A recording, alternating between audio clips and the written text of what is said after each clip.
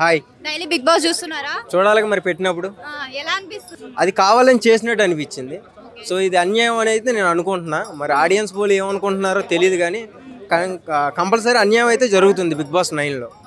మరి ఈసారి చూసుకుంటే ఏ గేమ్ కూడా సరిగ్గా అర్థం చేసుకోవట్లేదు. ఒకవేళ చేసుకున్న తర్వాత కూడా ఆడిన తర్వాత ఏదన్నా అన్యాయం అట్లా జరిగితే కూడా నాగార్జున సార్ వస్తారు అనేసి అంటున్నారు అనమాట. అంటే ఎవరికి అర్థం అవ్వట్లేదా ఈ టాస్క్లన్నీ?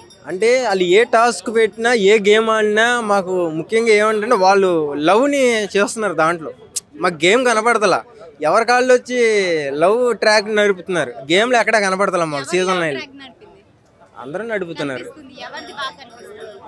ఒకరిదని కాదు, అందరూ బాగానే కనపడుతున్నాయి. ఎగ్జాంపుల్ ఒకరిదని నేను చెప్పను కానీ అందరిది ఒక లవ్ ట్రాక్ లాగానే ఉంది. కొంచెం చూసుకుంటేనేమో ఇదంతా స్కిట్గా నడుస్తుందేమో, వీళ్ళు రాసిస్తే ఇలా చేస్తున్నారేమో ట్రోల్స్లో పడటానికి అని ఒక పక్క అనిపిస్తుంది. ఒక పక్క అసలు సీజన్ 9లోకి వెళ్ళిపోయి ఇలా లవ్ ట్రాక్లు ఏంటి, అసలు సీజన్ బిగ్ బాస్ అంటే అసలు ఏంటి అని ఒక పక్క ఉంది. అది ఫాదర్ డాటర్ బాండింగ్ కూడా వస్తుంది. మరి తనుజ పరణి దివ్య వీళ్ళంతా అంటే బిగ్ బాస్ 9 అంటే బాండింగ్ షోనా లేదంటే ఎంటర్టైన్మెంట్ షోనా? అది ఎలా అంటే చెప్పాలంటే కామెడీ షో అనుకోవచ్చు. ఇక ఇప్పుడు ఇవన్నీ జబర్దస్త్ ఎలా చూసి ఆనందంగా నవ్వుకున్నామో ఇది కూడా అట్లాగే. సీజన్ 9 డేట్ మారే కొద్దికి ఆడియన్స్ మారే కొద్దికి కూడా వాళ్ళు కొత్తగా చేస్తున్నారు అంతా కూడా. అంటే ఎక్కువగా ఇది చిన్నపిల్లలు చూస్తున్నారు. సో వాళ్ళు ఎలాంటి మెసేజ్లు దీని ద్వారా నేర్చుకోవాలి అన్నది వాళ్ళకే వదిలేస్తున్నారు. మరి సుమన్ శెట్టి గేమ్ ఎలా అనిపిస్తుంది ఈ వీక్ నుంచి? సుమన్ శెట్టి బాగానే ఆడుతున్నాడు, ఇంకా బాగా ఆడగలడు కూడా. ఆయన టాలెంట్ ఆయనకే తెలియట్లా. అంటే నేను ఏం చేయగలను అన్నది ఆయన ఆగిపోయాడు. అక్కడ మైండ్ ఎందుకు ఆగిపోయిందో అర్థం కావట్లా.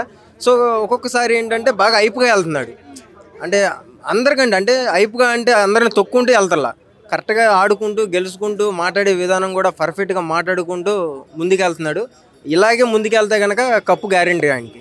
ఓకే, మరి ఈ వీక్ డబల్ ఎలిమినేషన్ అన్నారు కదా, సో ఎవరెవరు అయ్యే అవకాశం ఉందంటారు? ఒకళ్ళు ఇద్దరులో అంటే ఒకళ్ళని నేను చెప్పలేను అబ్బా. ఎందుకంటే అది జనాల చేతిలో ఉంది ఓటింగ్. ఇప్పుడు వాళ్ళు ఓటింగ్ ఫాలో అవుతున్నారా అన్నది కూడా మనం చెప్పలేము. అది సో వాళ్ళు రినౌన్స్ చేసేస్తారు కాబట్టి. సో ఇంకోటి ఏంటంటే నాకెవరో లేదు. అందరూ ఉంటే బాగుంటుంది, బాగోపోయినా బాగుంటుంది అంతే. మరి ఈసారి వైల్డ్ కార్డ్ ఎంట్రీలో చిట్టి పికిల్స్ అనేది అడుగు పెట్టింది అనమాట బిగ్ బాస్ 9లోకి. సో రీతు చౌదరికి డామినేట్ అయ్యే అవకాశం ఉందంటారా? ఆల్రెడీ జిమ్ వీడియోలు చేసి ఆల్రెడీ జనాల్లో ఆకట్టు కట్టుకుంది. జనాలు మొగలు అదే మేము కూడా మొగలనే అనుకోండి. మాలాంటి వాళ్ళందరినీ కూడా అటే మళ్ళుకుంది. సో లోపల ఎలా మళ్ళిద్దో అన్నది ఇంకా టఫ్గా ఉంది మాకు. అది థ్యాంక్ యూ.